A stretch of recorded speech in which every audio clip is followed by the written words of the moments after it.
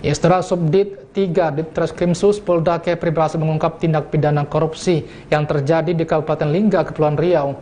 2 orang telah ditetapkan sebagai tersangka dalam kasus ini dengan kerugian berkisar sebesar 3 miliar rupiah.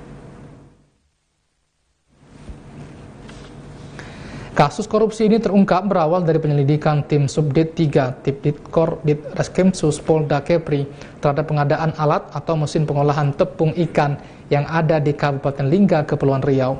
Pengadaan mesin ini melalui PT PMS yang merupakan BUMD Kabupaten Lingga. RL merupakan direktur di perusahaan dan menunjuk PT PIM untuk pengadaannya, yang mana direkturnya adalah NS. Proses pengadaan barang dan alat tersebut tidak melalui proses yang benar, sebagaimana peraturan tentang pengadaan barang dan jasa yang melalui proses lelang. RL meminta ENS untuk menghitung kebutuhan dalam pengadaan mesin dan alat untuk proses pembuatan tepung ikan. Kemudian muncullah angka sebesar 3 miliar lebih sebagai keuntungan dan RL meminta sebesar 150 juta untuk keuntungan pribadinya. Dari hasil penyelidikan, pembuatan mesin pengolahan tepung ini ternyata tidak sesuai dengan sebesar 150 juta.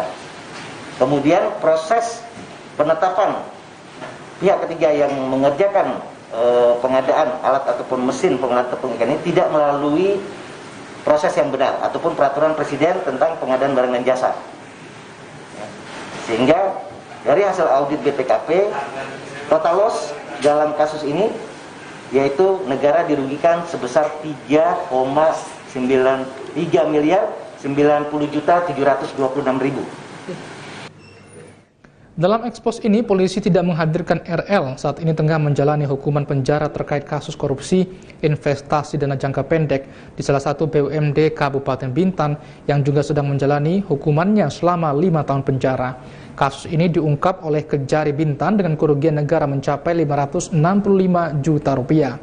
Kedua pelaku dijerat pasal 2 ayat 1 dan pasal 3 Undang-Undang Nomor 20 Tahun 2001 tentang pemberantasan tindak pidana korupsi, pasal 2 ayat 1 ancaman pidana penjara seumur hidup dan denda sebesar 1 miliar rupiah.